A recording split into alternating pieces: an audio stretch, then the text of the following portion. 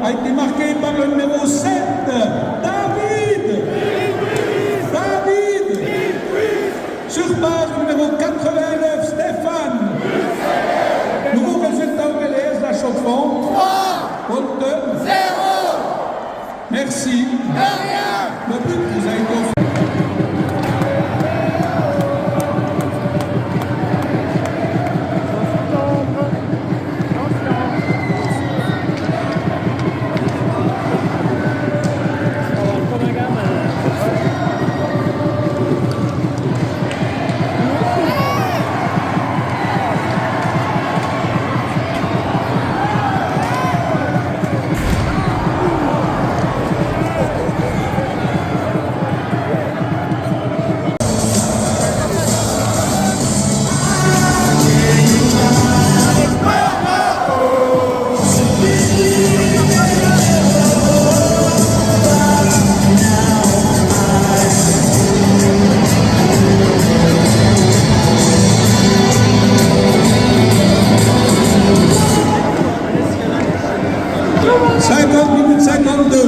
Le cinquième but pour la Chaux-de-Fonds est marqué par le numéro 92, Gillian.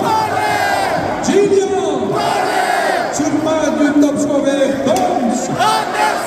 Et du numéro 64, Joël. Nouveau résultat au Vélez, la Chaux-de-Fonds. On donne. Merci. Le but nous a été offert par les Nathan de la Chaux-de-Fonds et les abeilles par l'entreprise de Québec Cortaillot. Merci. Bonjour, bienvenue sur notre chaîne YouTube Affinez votre leadership. J'espère que vous passez une bonne semaine. Et nous sommes au 2 décembre 2025, donc le dernier mois de cette année. Et comme je l'ai dit la semaine dernière, que nous allions aborder le thème de la reconnaissance dans ce mois de décembre, parce que c'est un mois qui se veut très festif, et donc je ne pouvais pas imaginer autre thème que celui de la reconnaissance. Mais nous allons quand même le contextualiser. Tout d'abord, je voudrais qu'on fasse une brève définition de ce mot reconnaissance. Quand vous entendez parler de reconnaissance, quels sont les mots qui vous viennent comme synonymes en tête? Pour ma part, quand je pense à reconnaissance, je vois dans ce mot reconnaissance l'idée d'affirmation, l'idée de validation, l'idée de confirmation, l'idée de confession, l'idée d'aveu, l'idée de célébration. Donc vous voyez qu'il y a pas mal de mots qu'on peut lier au thème de la reconnaissance et tout dépend du contexte. Pour nous, en leadership, je pense que tous ces aspects, tous ces synonymes que je viens de citer vont s'appliquer pour le leader. Tout dépendra des circonstances et du contexte dans lequel le leader doit faire attention. Par exemple, ce week-end passé, vendredi dernier, je suis allé regarder un match de hockey, donc un sport qui se veut sur glace. Vous venez juste de voir la petite vidéo que je vous ai montrée. Et ce qui m'a le plus impressionné pendant cette soirée, c'est de voir comment le thème de la reconnaissance est assez omniprésent dans le milieu sportif. Les joueurs de hockey, avant de rentrer sur le terrain, ils sont salués et applaudis par les supporters. Et vous allez me dire, en football aussi, c'est la même chose. Et en tennis, la même chose. Donc, la plupart des sports, le thème de la reconnaissance est omniprésent. Et donc, pour nous, en leadership ou en entreprise, vous êtes un leader, vous dirigez une organisation. Combien de fois avez-vous pensé à ce thème?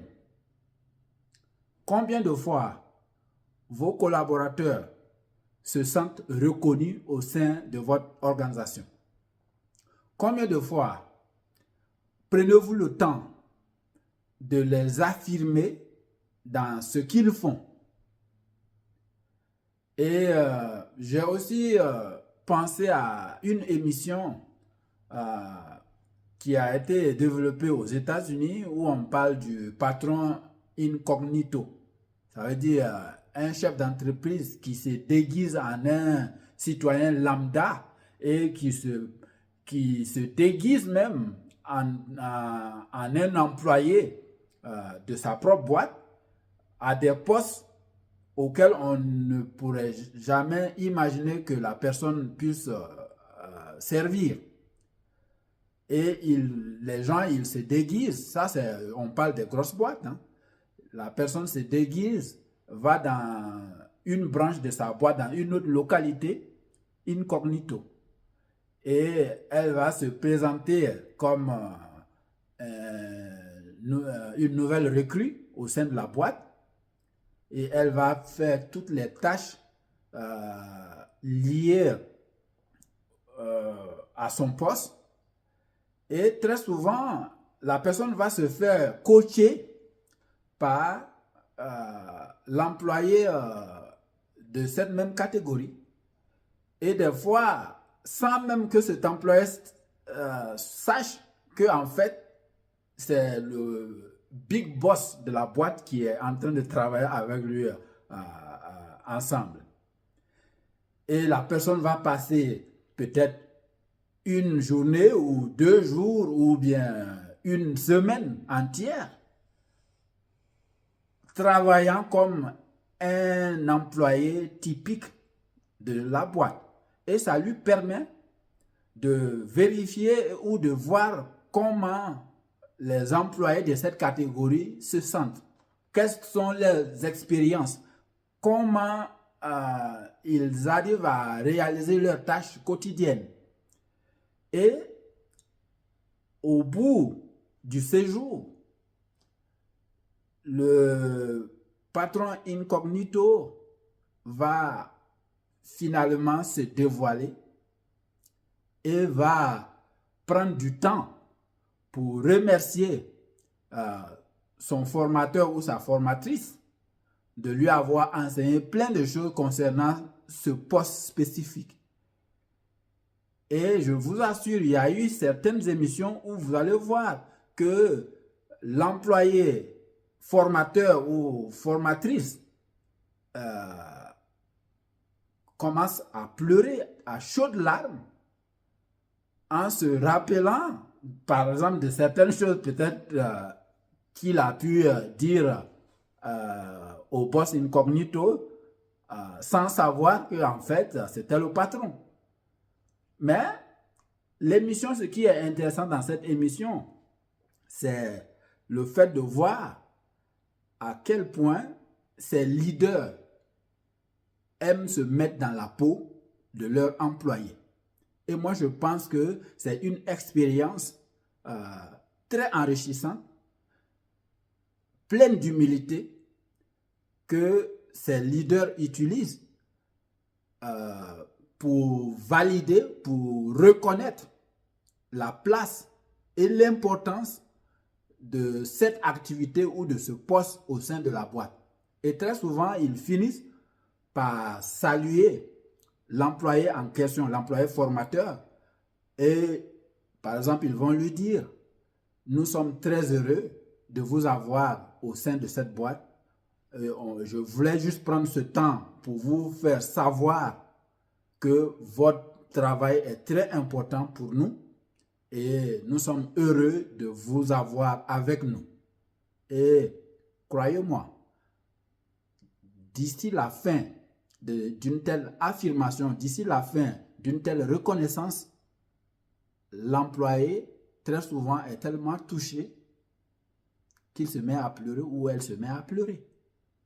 Mais ça, c'est des pleurs de joie, des pleurs de reconnaissance, être ému de savoir que même le chef de toute la grosse boîte reconnaît ma place et l'importance de ma place au sein de cette boîte. Imaginez-vous, à la place d'un tel employé, que le fondateur de votre organisation vient passer des jours avec vous, il se met dans les mêmes expériences, les mêmes places que vous, il mange les mêmes repas que vous, il s'habille des mêmes vêtements de travail comme vous, il met la main à la pâte, comme on le dit d'habitude, et il fait exactement tous les gestes que vous faites en tant qu'employé. Et ce n'est que à la fin, vous découvrez que en fait, c'est vraiment le big boss qui était avec vous là. Ça laisse des souvenirs inoubliables. Et donc ça, c'est juste un exemple d'illustration de la reconnaissance.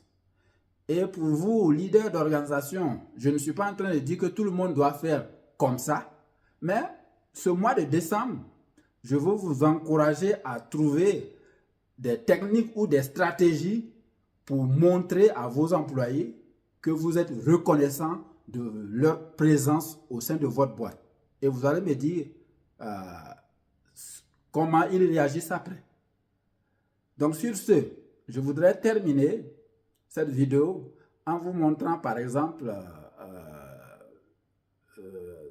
cette photo que vous voyez affichée là.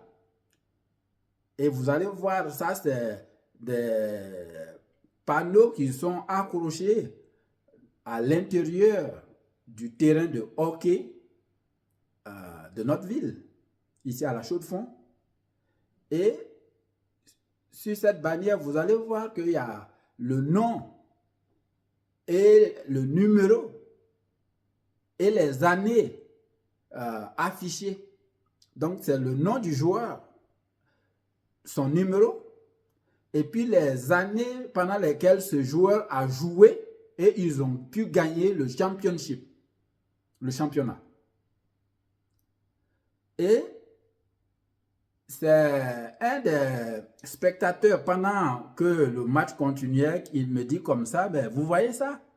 Ça, c'est le nombre de fois que notre club a gagné le championnat.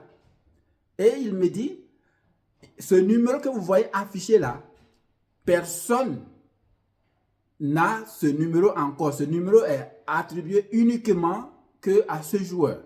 Plus aucun autre joueur ne porte ce même numéro. Ça vous montre la reconnaissance qu'on apporte à ce joueur. Et vous, qu'est-ce que vous faites? Comment reconnaissez-vous vos leaders? Comment reconnaissez-vous vos collaborateurs? On va continuer la semaine prochaine et je vous souhaite une bonne semaine. Au revoir.